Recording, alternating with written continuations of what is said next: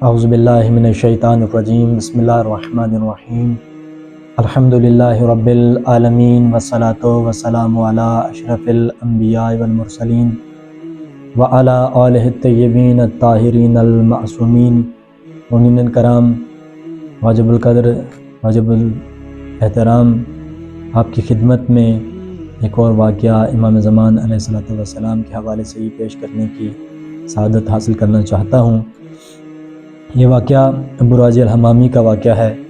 علامہ محمد جلسی نے شیخ شمس الدین سے محمد بن قارون سے نقل کیا ہے کہ اللہ شہر میں ایک شخص رہتا تھا جس کا نام ابو راجی الحمامی تھا۔ وہاں ایک نسبی حکمران تھا، اس کا نام مرجان الصغیر تھا۔ ایک دن لوگوں نے حاکم کو بتایا کہ ابو راجی الحمامی بعض صحابہ کو گالیاں دیتا ہے، تو حاکم نے اسے بلایا دربار میں اور کہا اسے مارو اور پیٹو۔ اسے خوب مارا اور پیٹا گیا۔ سپاہیوں نے اس کے چہرے اور بدن پر بہت زیادہ ضربیں لگائیں، یہاں تک کہ اس کے دانت ٹوٹ گئے۔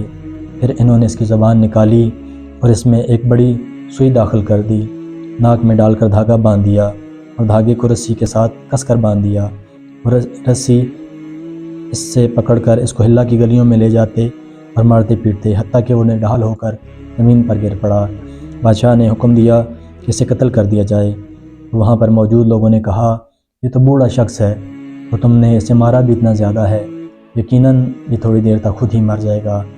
وہ ان سپاہیوں نے اسے وہیں پر چھوڑ دیا اور ابو راجے کے گھر والے آئے اور اسے اپنے ساتھ لے گئے۔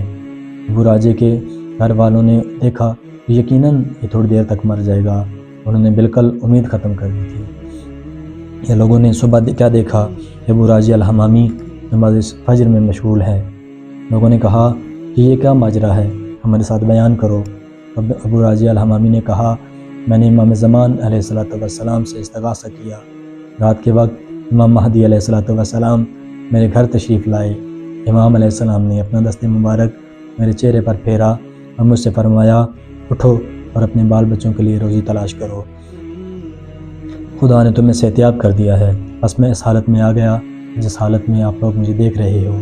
محمد بن قارون نے اسے دیکھا، اس کی جوانی کی رونق پلٹ آئی، اس کا چہرہ شاداب ہو گیا تھا اور اس کا قد میانہ ہو گیا تھا۔ یہ خبر اللہ کے شہر میں پھیل گئی۔ حاکم نے اسے اپنے دربار میں حاضر کرنے کا حکم دیا۔ ایک دن پہلے تو بادشاہ نے اس کے چہرے پر ضربیں لگائی تھیں اور کافی نشان تھے، لیکن جب یہ بادشاہ کی خدمت میں حاضر ہوا بالکل صحیح و سالم تھا۔ بادشاہ ڈر گیا اور شیعوں کے ساتھ اپنا رویہ تبدیل کر دیا۔